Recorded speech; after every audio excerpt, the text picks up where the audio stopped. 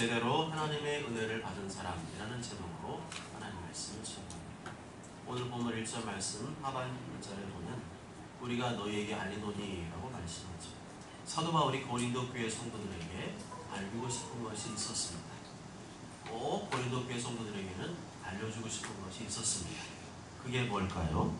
그것은 마게도냐 교회 성도들에 관한 것이었습니다. 형제들아, 하나님께서 마게도냐 교회들에게 주신 은혜를 우리가 너희에게 알리노니. 하나님께서 마게도냐 교회 성도들에게 어떤 은혜를 주었을까요? 하나님께서 어떤 특별한 은혜를 주신 걸까요? 그런데 내용을 보게 되면 그게 아닌 것 같아요. 사도 바울이 고린도 교회 성도들에게 알리고 싶었던 하나님의 은혜는 마게도냐 교회의 성도들이 사도 바울에게 선교 후원금을 보낸 것, 그것이 바로 하나님의 은혜라고 말씀해주고 있습니다. 1절과 2절 다 함께 읽습니다. 시작. 형제들아, 하나님께서 마게도냐 교회들에게 주신 은혜를 우리가 너에게 알리노니 하나님은 많은 시험 가운데서 그들의 넘치는 기쁨과 무시한 하나님 그들의 풍성한 영을 넘치도록 하게 하였느니라. 아멘. 내가 하나님께로부터 무언가를 받는 것만이 은혜가 아니라 선교사를 위해, 목회자를 위해, 어려운 이웃과 성도를 위해 돕고 후원할 수 있는 것이 하나님의 은혜라는 것입니다. 이런 기준으로 본다면 나는 하나님의 은혜를 받은 사람인가요? 아닌가요? 내가 하나님께로부터 뭘 많이 받아야만 내가 은혜를 받은 사람이라고 생각하기 쉽지만 꼭 그런 게 아니라는 거죠. 그런 생각만 하고 사는 것은 어린 신앙입니다. 그동안 저를 포함한 많은 목사님들이 성도님들에게 어린 신앙만 가르쳤던 것 같습니다. 하나님께로부터 뭘 많이 받는 것만이 은혜라고 가르쳤던 것 같습니다. 물론 그것도 하나님의 은혜죠. 그런 하나님의 은혜가 없다면 지금 내가 존재할 수가 없습니다. 그렇지만 나는 변화되지 않고 성화되지 않고 항상 그런 은혜를 받기만 원하고 있다면 나는 지금 어린 신앙에 머물러 있는 것입니다. 성경이 말하려고 하는 진짜 은혜는 무엇일까요? 제대로 된 은혜, 성숙한 은혜, 장성한 은혜는 무엇일까요? 그것은 하나님께로부터 무언가를 받는 것을 넘어서서 오늘 말씀처럼 선교사나 다른 누군가를 후원할 수 있는 것을 말합니다. 나의 유익과 만족과 성공을 넘어서 남을 위해 자기를 희생하고 헌신할 수 있는 것을 말합니다. 그런 은혜가 제대로 된 은혜이고 성숙한 은혜이고 장성한 은혜라고 말씀합니다. 아주 쉽게 말씀드리자면 쉽게 이해 돕기 위해서 말씀드리는 거예요. 여기 너무 부담 갖지 마시고 내가 지금 선교헌금을 드리는가? 구제헌금을 드리는가? 장학헌금을 드리는가? 건축헌금을 드리는가? 여기에 대해서 그렇다고 대답할 수 있다면 여러분은 오늘 본문에 말씀하는 그 은혜를 누리고 있는 사람, 받은 사람이죠. 나는 그런 거 신경 쓸 겨를도 없고 관심도 없고 나는 그저 내 자식 잘 되고 우리 가족 잘 되고 그게 전부예요. 나는 그게 은혜라고 생각하는데요 라고 생각한다면 여러분의 신앙은 어린 신앙이죠. 어린 신앙의 특징이 뭡니까? 자꾸만 달라고 하죠. 이거 주세요, 저거 주세요, 이 문제 해결해 주세요, 저 문제 해결해 주세요. 처음부터 끝까지 이런 걸로만 끝나는 신앙이라면 어린 신앙입니다. 최근에 뉴스를 보니까 20년 전에 고립운동 생활을 했던 청년들이 20년 전이면 2000년대 초반 뭐 이렇죠. 그때 20년 전에 고립운동 생활을 시작했던 청년들이 이제는 40대가 됐어요. 50대가 됐습니다. 그런데 여전히 집에서 고립운동 생활을 하고 있대요. 고립운동 생활이란 밖에 나가지 않고 집에만 머물러 있는 것을 말합니다. 친구만 만나고 일체 다른 사람과 접촉하지 않는 것도 고립운동에 포함된다고 하거든요. 나이가 40이 넘고 50이 넘었는데도 여전히 부모님 집에 살면서 유튜브나 보고 게임이나 하고 하루 종일 집안에만 방 안에만 처박혀 있는 것. 부모님이랑 가족과 대화하지 않고 부모님이 방문 앞에다 밥상을 갖다 놓으면 다 주무셨을 때 한밤중에 몰래 그 밥상 챙겨서 밥 먹고 다시 앞에 내놓고 계속 자고 유튜브하고 게임에 몰두하는 생활. 우리는 그들이 왜 그런 생활을 하는 것인지 그 이유를 알아야 되겠죠. 혼난다고 되는 문제가 아닙니다. 뭔가 이유가 있으니까 원인이 있으니까 그런 거 아니겠습니까? 그들 안에 있는 뭔가 우리가 볼 때는 뭐 그런 거 가지고 할 수도 있지만 그 사람들 입장에서는 대단히 그게 상처가 되고 마음에 힘든 부분이 될 수가 있습니다. 그런 부분들 우리가 충분히 이해해주고 공감해줘야 되겠죠. 그들의 마음을 치유해주고 정상적인 사회생활을 할 수 있도록 전문적인 상담을 해주어야 됩니다. 그런데 우리가 그러한 고립운들의 신앙생활을 하고 있지는 않습니다. 나는 아무것도 안 하고 하나님의 은혜를 받기만 바라고 있지 않습니까? 하나님 밥상 차려주는 것만 먹기만 바라고 있지 않습니까? 하나님 나라를 위해서 아무것도 하지 않고 그저 나에게 주실 은혜만을 바라고 있지는 않습니다. 이제는 그런 고립운들의 은혜를 벗어나서 마게도냐와 도냐 교회와 같이 하나님의 은혜를 흘려보내는 신앙생활을 해야 됩니다. 우리의 도움을 필요로 하는 선교사, 목회자, 어려운 이웃 성도들을 돌보고 섬길 수 있는 성숙한 신앙으로 나아가야 됩니다. 진짜 제대로 하나님의 은혜를 받게 되면 기도 제목이 바뀌어요. 이거 주세요, 저거 주세요, 이 문제 도와주세요, 이 문제 해결해 주세요 하던 기도 제목이 하나님 나라를 위한 헌신과 희생의 기도 제목으로 바뀌게 됩니다. 하나님 아버지, 저는 많이 부족한 사람이지만 저 같은 사람도 하나님 나라를 위해서 쓰임받기를 원합니다. 교회를 위해 쓰임받기 원합니다. 주변의 어려운 이웃과 성도를 위해 헌신하는 사람 되기를 원합니다. 이런 기도 제목으로 바뀌게 되죠. 이게 바로 오늘 성경이 말하고자 하는 은혜입니다. 그러나 초신자는 또 다르겠죠. 초신자는 뭘 하려고 하기보다는 하나님의 은혜를 많이 받아요.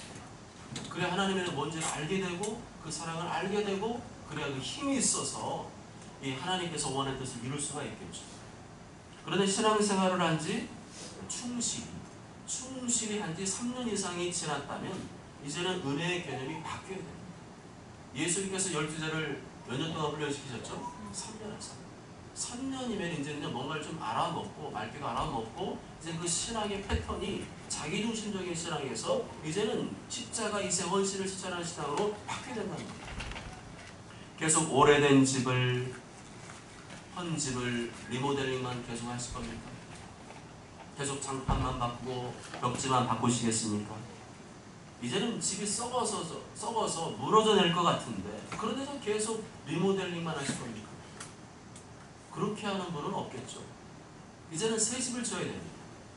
집이 썩어서 무너질 것 같으면 계속 리모델링하면 안 되고 이제는 집이 썩고 낡았기 때문에 그 헌 집을 부셔버리고 새 집을 지어야 돼요. 우리 신앙생활이 그래야 됩니다.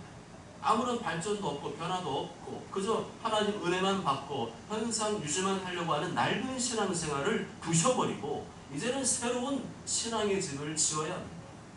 맨날 하나님께 뭔가를 바라기만 하는 어린 신앙에서 이제는 예수님의 십자가 사랑과 헌신, 희생을 실천하는 신앙, 마게도냐 교회 성도들과 같이 하나님 나라를 위해 희생하고 헌신하는 성숙한 신앙, 제대로 된 신앙으로 변해야 될 것입니다. 지금까지의 말씀을 제대로 들으셨다면 은혜에 대한 개념이 바뀌셨을 겁니다. 뭘 받는 것만이 은혜가 아니구나. 진짜 제대로 은혜를 받게 되면 마게도냐 교회 성도들처럼 하나님 나라를 위해 헌신하고 희생하게 되는구나. 중요한 것은 지금 여러분의 마음속에 변화가 일어나고 있느냐는 것입니다. 내가 하나님 나라를 위해서 뭐라도 좀 하고 있고 하려고 하고 있고 나중에 내가 더 해야 되겠다. 그런 마음이 든다면 여러분은 성숙한 은혜의 길로 가고 있는 거죠. 오늘부로 은혜의 개념을 바꿔야 됩니다. 뭘 자꾸만 받는 것만이 은혜가 아니라 주는 것이 진짜 은혜임을 깨달아야 됩니다. 이제는 은혜만 받으려고 하지 말고 받은 은혜를 흘려보내. 하나님 나라를 위해 먼저 그 나라와 의를 위해 흘려보내. 이제는 십자가 사랑을 받은 자답게 그 사랑을 흘려보내는 자가 되고 이 음성이 인간적인 부담이 아니라 정말 내가 그렇게 해야 되겠다. 그동안 못한 게 송구스럽다는 마음이 들어온다면 지금 그분은 제대로 은혜를 받은 것입니다. 예수님 믿는 사람인데도 맨날 얻어먹으려고 하는 사람이 있어요. 만나면은 한 번도 안 사고 맨날 얻어먹으려고 그래요. 맨날 지갑을 안 갖고 왔대요. 실제로 그런 게 있어요. 은혜 못 받은 사람이죠. 은혜 못 받은 티를 내는 겁니다. 그래가지고 어떻게 사회생활을 하고 어떻게 복음을 전할 수 있겠습니까? 교회 안에서 저 사람 집은 잘 된디야. 저 집 자식들은 잘 된디야. 많이 벌었디야. 조대치기가 성공했디야. 이런 말은 조금만 하세요. 아예 안 하면 좀 서운하니까 조금만 하세요. 살짝 짧게만 하세요. 교회 분위기가 맨날 그런 분위기로 가면요, 기복신앙으로 가면 짧게 축하해주는 정도. 진짜 제대로 은혜를 받았다는 것은 하나님 나라를 위해 헌신할 수 있는 것입니다. 하나님 나라를 위해 헌신할 수 있는 은혜, 희생할 수 있는 은혜, 심지어 내 생명까지도 바꿀 수 있는 은혜를 말합니다. 그런 성도가 하나님의 은혜를 제대로 받은 성도이고, 그 성도가 주님 나라에서 영원한 칭찬과 상급과 보화를 얻게 될 줄 믿습니다. 그것을 바라보며 사는 성도가 제대로 은혜 받은 성도의 모습인 줄 믿습니다. 당시 마게도냐 교회들의 상태가 어떠했죠? 잘 나가는 상태였습니까? 부흥하는 상태였습니까? 하나님께서 뭔가 많은 복을 주신 상태였습니까? 아니었습니다. 정반대였습니다. 이제를 보면 환난의 많은 시련을 통과하고 있는 상태였습니다. 환난의 많은 시련 가운데서도 마게도냐 성도들은 어떻게 했죠? 아유, 우리도 먹을 게 없는데 죽을 지경인데 뭘 줘? 누굴 도와줘요? 그러지 않았어요. 그들 안에는 기쁨이 있었습니다. 그들은 극심한 가난 중에, 오늘 말씀 나오죠? 극심한 가난 중에 있었지만 그들의 안에는 기쁨이 넘쳤습니다. 이해가 안 되는 일이죠. 상식을 초월하는 일이죠. 상식적으로 환난의 많은 시련 가운데 있고 극심한 가난 가운데 있다면 똥 씹은 얼굴을 해야 되고 오만상을 찌푸려야 되고 하나님이 있네 없네 하면서 신경질과 짜증을 부려야 되는데 그들에게는 기쁨이 넘쳤습니다. 이게 은혜라는 거죠. 내가 처한 상황과 환경과 상관없이 넘치는 기쁨을 누리는 것, 그것이 은혜라는 것입니다. 내가 처한 상황과 환경을 초월해서 천국의 기쁨을 누리는 것이 하나님의 은혜라는 것입니다. 어렵다고 힘들다고 맨날 못 살겠어요. 죽을 것 같아. 힘들어 죽을 것 같아. 이렇게 남발하는 성도는 은혜 받은 성도가 아니라 하나님의 은혜와 멀어진 성도죠. 그럼 그 사람이 예수님 안 믿다는 게 아니고 구원 못 받았다는 게 아니고 하나님의 은혜를 못 누리고 있다는 거예요. 시공간을 초월해서 역사하신 하나님의 은혜를 못 누리고 있다는 거죠. 그러니까 힘든 겁니다. 나와 내 가족이 하는 일이 잘 되고 돈 잘 벌고 세상에서 성공해야만 하나님께 은혜 받은 것이라고 생각한다면, 그것만 은혜라고 생각한다면 하나님께서 일부러 그 은혜를 안 주실 수도 있습니다.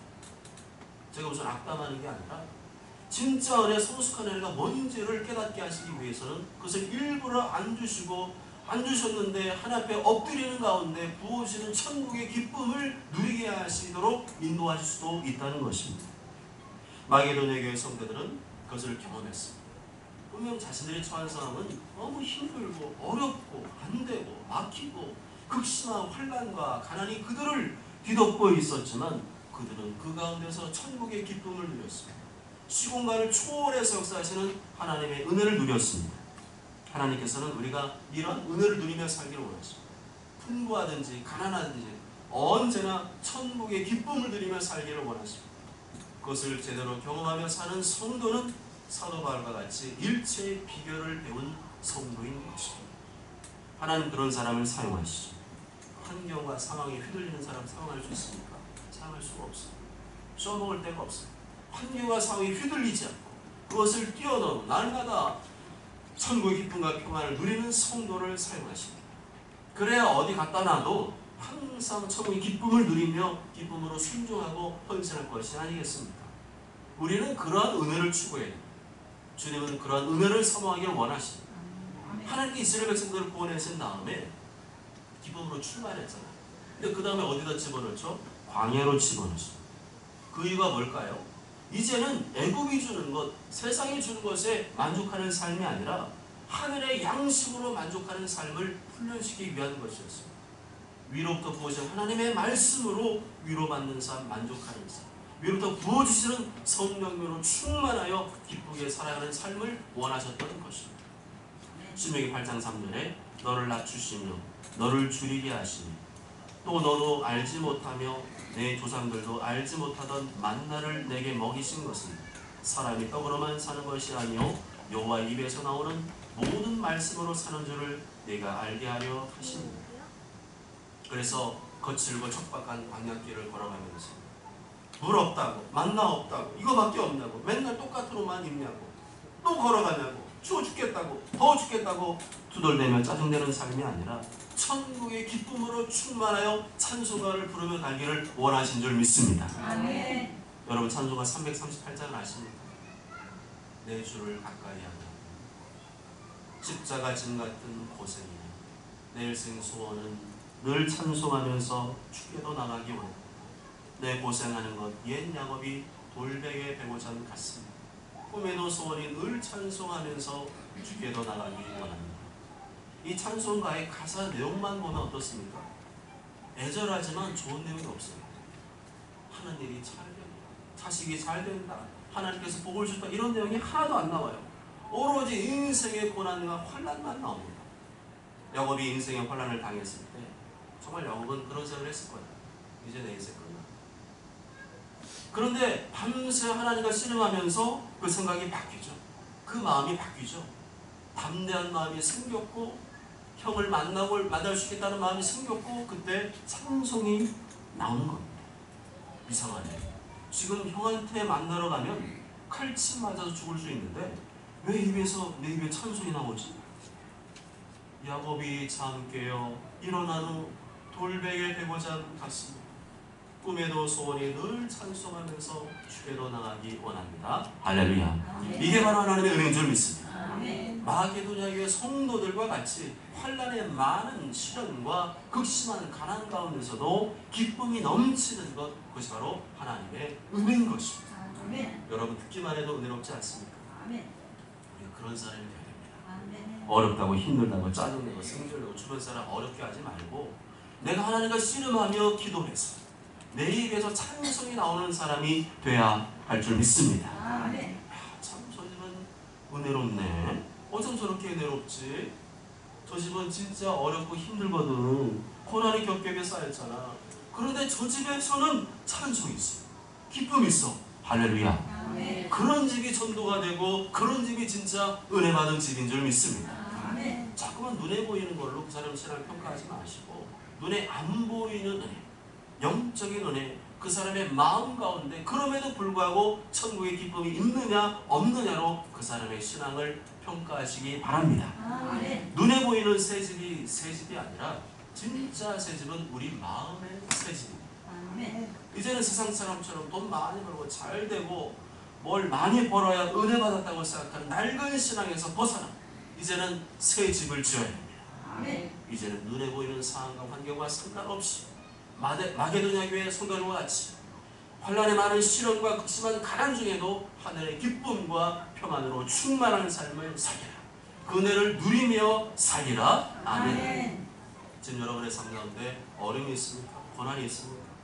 그거 해결해 달라고 하나님께 기도하십시오. 간절히 기도하십시오. 그렇지만 그것만 기도하지는 마십시오. 안 그러면 그 사람 얼굴에서 기쁨이 사라져요. 근심과 어둠의 먹구름이 몰려오게 됩니다. 하나님께서 당장 응답하시는 게 아니잖아요. 맨날 그것만 되길 바라는데 하나님께서 그렇게 당장에 안 해줄 수 있는 거잖아요. 그럼 맨날 얼굴에 오만상 찡그리고 어둠의 먹구름을 머금고 살아야 되겠습니까? 그런 사람 보고 누가 교회 가요? 그런 사람 보고 누가 예수님 믿으려고 그러겠어요? 우리가 이 땅에 사는 목적은 예배자로 사는 것이고 전도자로 사는 것입니다. 예수님께서 우리에게 신신당부하신 게 영원권이잖아요. 세계 선교잖아요. 그러면 다른 사람들한테 내 모습이, 지금 내 얼굴이 어떻게 보여지는지를 점검해야 되지 않나요? 내가 이런 얼굴로 살면 사람들이 예수님 안 믿으려고 하겠지. 내가 맨날 이렇게 죽을 상을 하고 살면 네가 믿는 예수 죽었냐 그러겠지. 그러면 안 되지. 나를 통해 예수님이 나타나야지. 천국의 기쁨이 나타나야지. 아멘. 그러려면 내 인생의 문제 해결보다 더 중요한 게 뭐예요? 내 영혼의 마게도냐 교회 성도들이 누렸던 그 천국의 기쁨이 있느냐는 것입니다. 하나님 아버지, 마게도냐 교회 성도들이 하나님의 많은 시련과 극심한 가난 중에도 기쁨이 넘쳤다고 하는데 그 기쁨을 저에게도 주시옵소서. 그 은혜가 진짜 은혜인 줄 믿사오니 그 은혜를 부어 주시옵소서. 그것을 사모하며 사는 성도, 그것을 추구하며 사는 성도가 오리지널 성도입니다. 교회에 그런 성도만 있으면 목회자가 목회하기 어렵겠죠? 살만하겠죠. 행복하겠죠. 목회자 그런 성도를 보면 은혜 받는다니까요. 저런 어려운 상황 중에도 찬송을 부르며 기쁘게 살고 있구나. 얼굴에 웃음이 있고 기쁨이 있구나. 어떻게 저런 상황 중에도 짜증 안 내고 신경질 안 내고 야, 저 성도야말로 제대로 하나님의 은혜를 받은 성도구나. 목회자가 그런 성도를 보고 있으면 저절로 감사의 기도가 나옵니다. 하나님, 저런 성도를 우리에게 보내주셔서 감사합니다. 이 시대에도 저런 성도가 있다니 너무너무 감사합니다.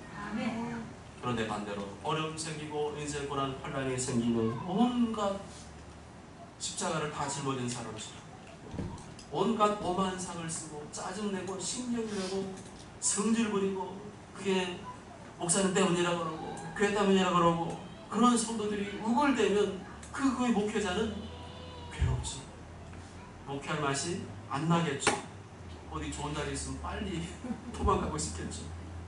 하나님, 어찌하여 저 성도는 신앙이 변하지 않는 것입니까? 어찌 하나님의 진정한 은혜를 모르고 자꾸만 눈에 보이는 기복신앙에만 빠져 있습니까? 언제 저 신앙이 철들고 언제 그 신앙이 성숙해지겠습니까? 2장 하반절에 보면 마게도냐계 성도들은 환란의 시련과 극심한 가난 속에서 뭘 드렸다고 나오죠? 연보를 드렸다고 말씀합니다. 연보는 지금의 구제연금이나 선교연금을 말합니다. 어떻게 연보를 드렸죠? 그들의 풍성한 연보를 넘치도록 하게 하였느냐. 3절 보면 내가 증언하노니 그들이 힘들어할 뿐 아니라 힘에 지나도록 자원하여 라고 말씀하죠. 자기들이 찢어지게 가난할 때 극심한 가난 가운데 있는데 풍성한 연보를 드렸다? 좀 이상한 거 아니에요? 말이 안 되는 거잖아요. 그래서 은혜라는 겁니다. 어떻게 그럴 수 있지? 그게 은혜라는 겁니다. 사도 바울이 고린도 교회 성도들에게 편지하면서 이게 은혜다, 이게 진짜 은혜다, 이게 성숙한 은혜다, 그것을 가르치고 있는 것입니다. 그러면서 간접적으로 고린도 교회 성도들에게 이들은 뭐하고 있어? 이렇게 촉구하고 있는 거죠. 마게도 교회 성도들이 어떻게 연보를 드렸죠? 3절에 보면 그들이 힘대로 할 뿐 아니라 힘에 지나도록 자원했다, 그렇게 말씀합니다. 힘대로만 연보 드린 게 아니라 힘에 지나도록 드렸다. 누가 시켜서 그런 걸까요? 아닙니다. 자원해서 했다고 말하고 있습니다. 사도 바울이 마게도냐 교회 상황을 뻔히 알까요? 못할까요? 잘 알죠. 그래서 그 교회는 솔직히 별로 기대 안 한 거예요. 저 교회는 찢어지게 가난한 교회이기 때문에 죄송합니다.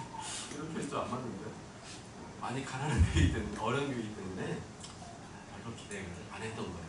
그냥 기도만 많이 해주면 감사하다, 그런 교회죠. 그런데 그들이 선교 후원금을 보내는데 그 액수를 보고 깜짝 놀라요.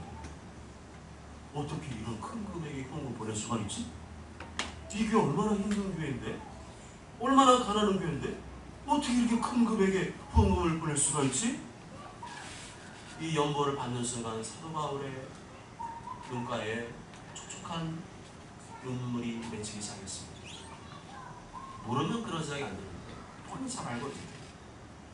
정말 마게도냐계 성도들이 이 극심한 가난한 중에도 정말 힘을 다해서 후원금을 보내줘 생각하니까 이 후원금 봉투는 후원금이 아니라 하나님의 은혜로 느껴져요.